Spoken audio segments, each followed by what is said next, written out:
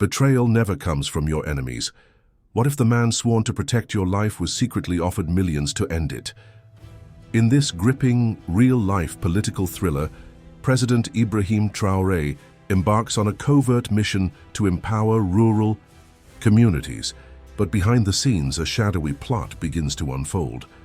A loyal bodyguard, a deadly bribe, and a kidnapped sister push the line between duty and desperation. Will faith in loyalty prevail, or will $5 million change the fate of a nation? Based on shocking true events, this is not just a story of betrayal. It's a battle of heart versus fear, of trust tested to its breaking point. Watch as Africa's youngest leader faces a threat no armor can block, and what happens next will leave you speechless. The sky above Burkina Faso burned with the amber hues of a fading sun, casting long shadows across the savannah. A three-vehicle convoy moved silently down a dusty red road toward the remote village of Mound, a place where President Ibrahim Traoré once lived as a boy, long before power found him. But today he traveled not with fanfare or flags, but quietly, almost anonymously. In the middle vehicle, Traoré, still wearing the red beret that had become a national symbol, read over a slim file of handwritten notes. This trip wasn't for cameras. It wasn't for politicians or press, it was personal. Beside him sat Youf Dio, his chief bodyguard. Built like a fortress and trained in special forces, Youf had protected Traoré through ambushes, political uprisings, and threats most could never imagine. His eyes scanned the horizon, even as his voice stayed calm. 20 minutes out, sir. Local contacts believe you're a ministry envoy. Traoré nodded. Good. Let them meet a man, not a myth. This mission was part of a bold initiative. Microloans and agricultural training aimed at reviving forgotten villages. Traoré wanted more than reforms. He wanted revolution, but one built from the ground up. For Youf, these trips were routine. He had learned the president's habits, his silences, his stubborn hope. But something in the air today felt heavier. Not fear, not danger. Yet, just the faint pressure of something waiting to unfold. And neither of them knew that within hours, a message would arrive that would test everything they believed about duty, family, and betrayal.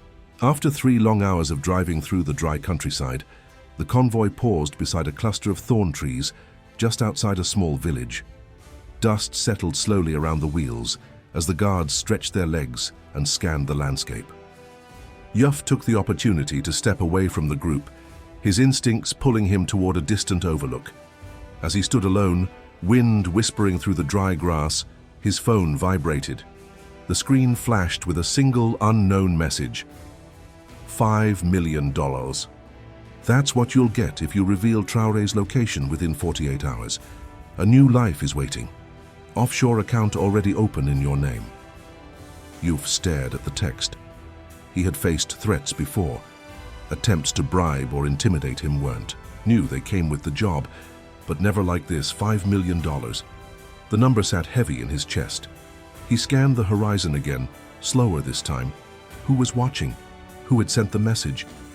His hand tightened around his weapon, then loosened. No answer. No reply. Just a silent delete. But something inside him shifted. The thought had been planted. And even though his loyalty remained unshaken in the moment, a seed of uncertainty had taken root. He returned to the convoy without a word. His face was the same mask of calm professionalism he always wore. Only he knew the storm that had quietly begun to brew beneath.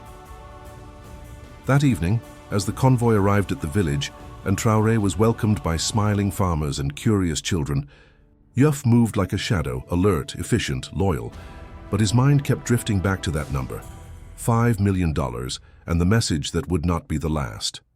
The sun had set, leaving the village blanketed in soft darkness. A campfire crackled outside the hut, where President Traoré rested after a humble dinner with villagers. Nearby, Youf remained on watch, his senses trained for danger. But it wasn't. The night that unsettled him, it was the vibration in his pocket, another message. This time there were no numbers, no offers, just a photo, and it nearly brought him to his knees. His sister, Teta, bound, gagged, eyes wide with terror. A recent newspaper lay on her lap, the date unmistakable. Below the image, "You have 24 hours. Do not test us. One word, yes, or she dies." Yuf stared at the screen, frozen. Teta was the last of his blood. Their parents had died in a militant raid when they were children. He'd raised her like a father, working double shifts to fund her education.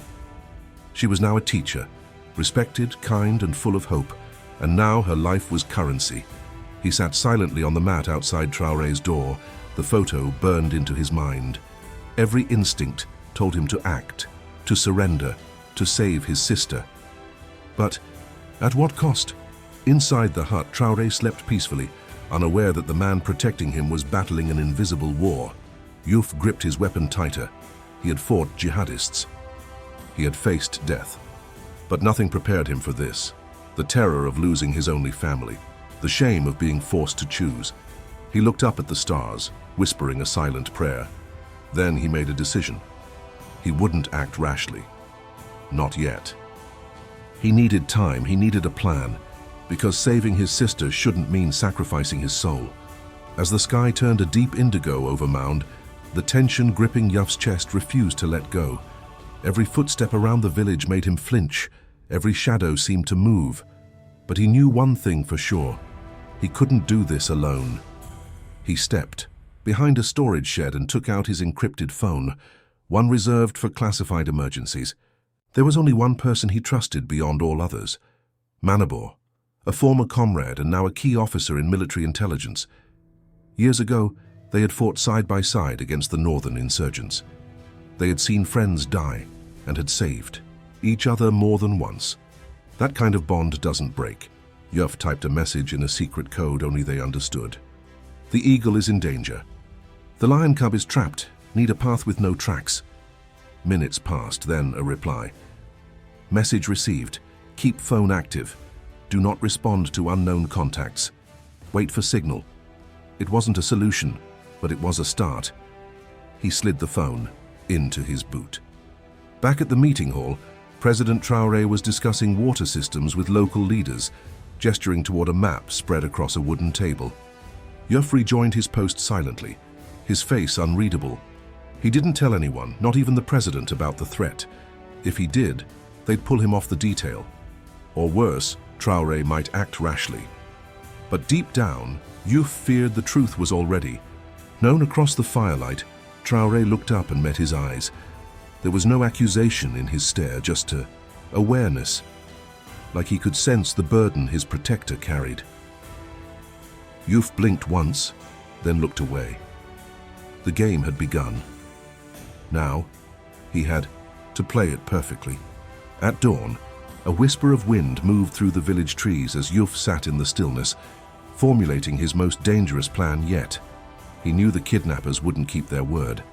Once they had what they wanted, Traore's death, they'd eliminate all witnesses, including his sister.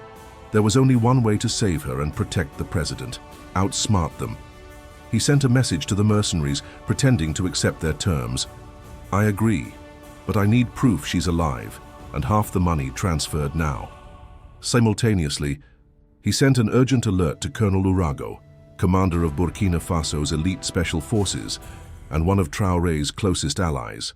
Critical intel confirms a strike in 72 hours. Suggest decoy extraction. Possible foreign op. Proceed discreetly. No mention of his sister, no hint of the bribe. Just facts that would activate an emergency protocol. The reply came within minutes. Understood. Silent transfer in 36 hours. Stand by. From that moment, the clock began ticking. As the village went about its morning routine, a disguised extraction plan was set in motion. Traore would leave undercover as a humble farmer, while a decoy, a body double trained to mimic his movements, would stay behind in the official convoy. Yuf, to keep up the illusion, stayed with the decoy and fed false coordinates to the mercenaries. A remote dry riverbed 3 kilometers north of the village, already rigged with special forces snipers and hidden surveillance. It was a chess game played in the shadows. One misstep could cost everything.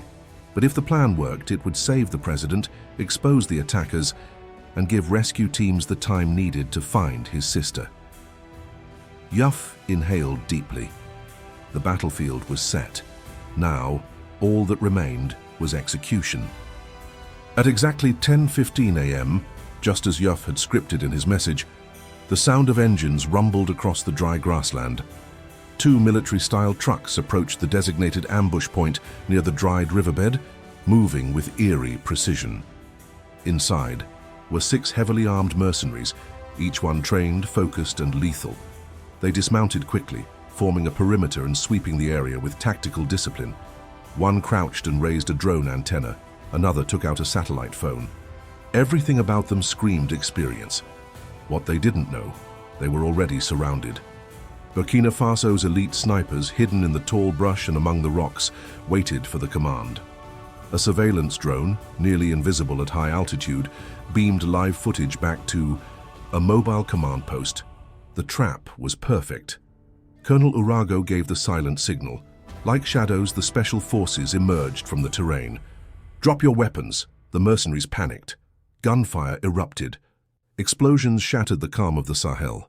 Yuf, stationed nearby to maintain the illusion, saw a young Burkinabe soldier exposed, his cover blown apart by shrapnel. Without hesitation, Yuf sprinted into open ground under heavy fire, dragging the rookie behind a boulder. In that instant, a bullet tore through his shoulder.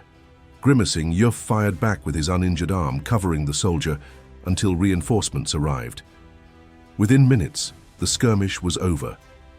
2 mercenaries were dead. 4 surrendered, weapons down, fear finally in their eyes. As medics rushed in, one of the prisoners leaned toward a commander and muttered, "This won't stop. Powerful men want your president gone. This is just the beginning." As Yuf faded into unconsciousness, his blood staining the ground beneath him, he heard the voice of the soldier he had saved. "Thank you, sir. I won't forget." Neither would the country. 3 days passed in a blur of pain and dreams. When Yuf finally opened his eyes, sterile white light filtered through the blinds of a high-security hospital room in Ouagadougou.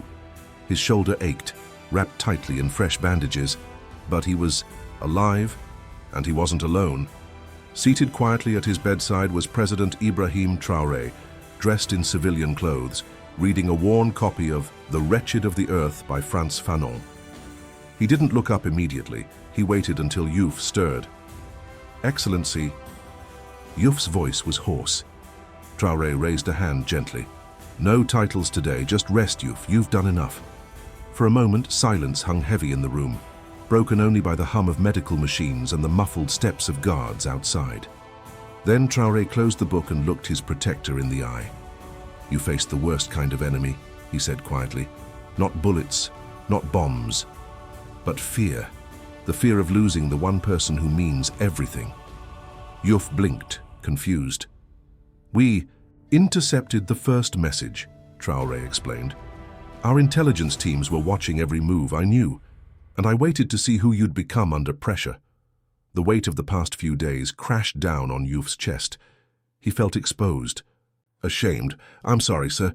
I didn't tell you about my sister. I thought—" Trari leaned forward. "You thought it would make you a traitor, but what it made you was human. And still, despite it all, you chose to fight."